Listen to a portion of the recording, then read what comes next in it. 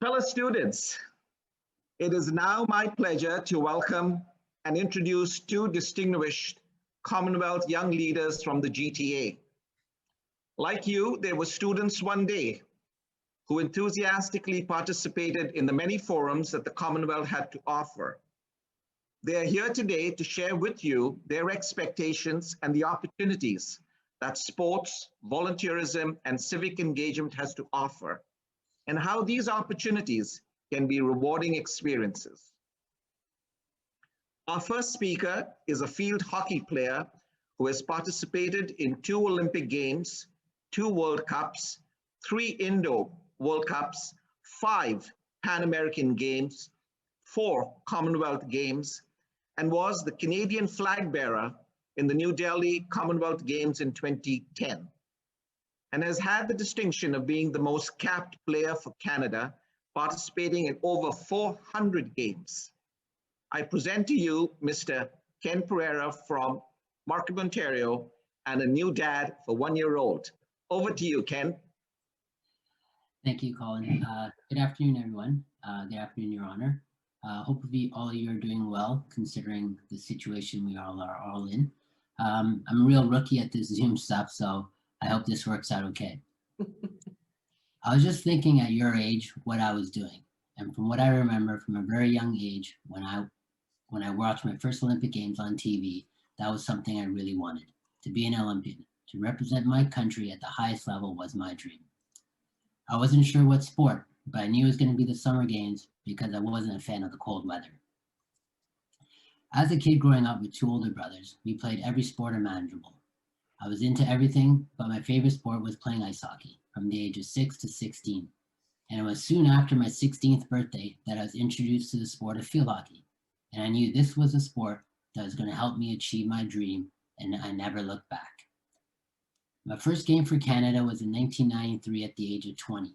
So since I started the sport until I first put on the Canadian jersey at an international event, it was 4 years. The amount of training and hard work I had to put in was enormous, and this was when I realized the difficulties of prioritizing my school and training.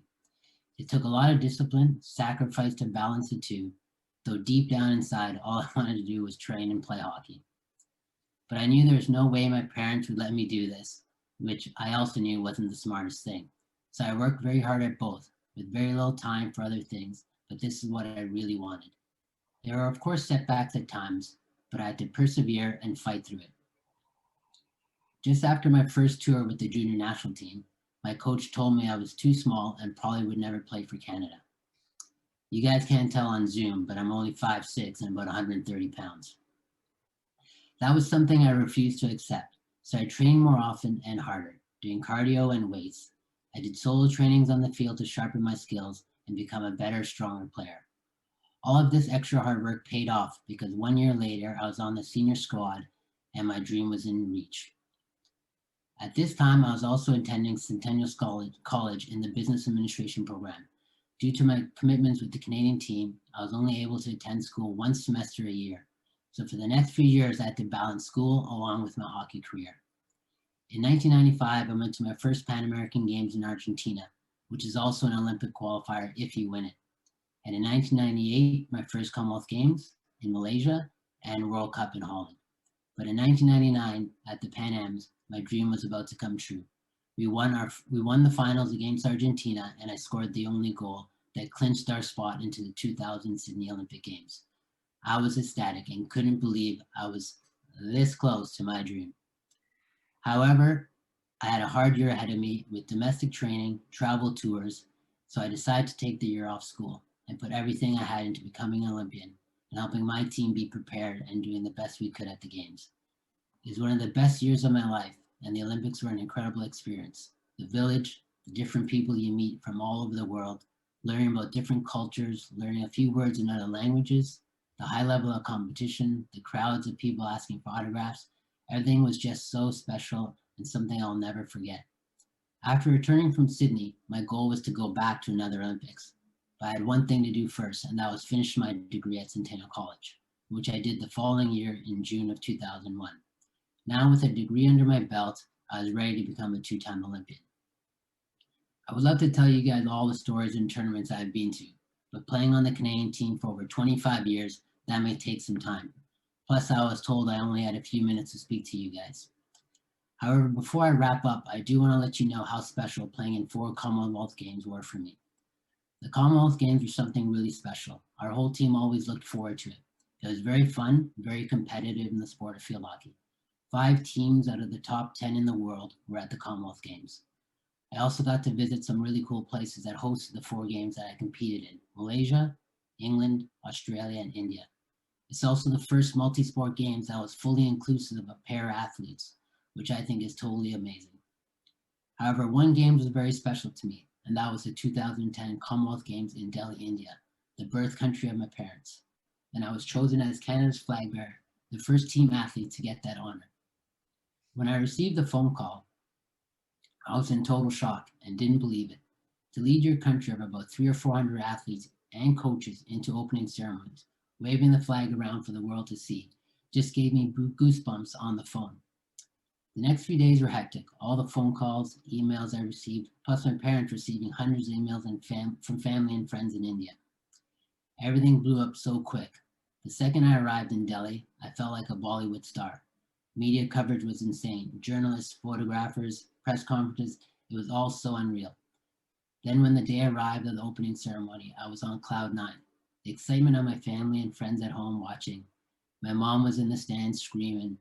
I stood under the stadium getting ready to walk out to the track, leading a sea of red and white behind me. I could hear the crowd thumping, 60,000 people above me. I wasn't sure if it was them or just my heartbeat. Whatever it was deafening. As I came out from under the stadium on the track to the chant of Canada, the roar of the crowd, the flashes, the cameras, I began to wave the flag around with much pride and honor to lead such a great country with great athletes and coaches behind me. It all happened in a blink of an eye, but something I will never ever forget. At that moment, my career flashed before my eyes.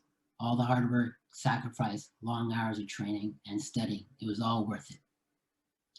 All of you have your whole lives in front of you and can do whatever you want.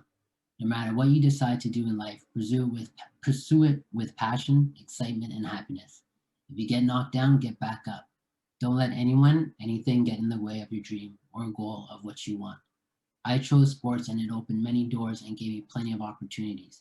It helped me become who I am today.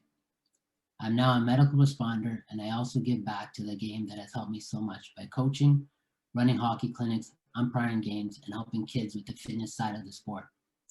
Before I go, if there's one word I could leave you with, it's believe. Thank you and good luck. Thank you very much, Ken. That was a fascinating story. You know, what I take away from it is sheer determination. Notwithstanding, students, what you are told, if you have a dream and you have a passion, pursue it. It's possible to achieve it. With the tremendous support that we have in our educational system, our sports, our volunteer organizations, you can do it. And I know we've got fabulous teachers in our school system. They can motivate you, they can encourage you. This was a great message, Ken. Thanks so much for sharing it with us. Thank you. I just want to remind everybody that the Commonwealth Games, first Commonwealth Games was held in Hamilton, Ontario. And the next Commonwealth Games will be held in Birmingham in 2022.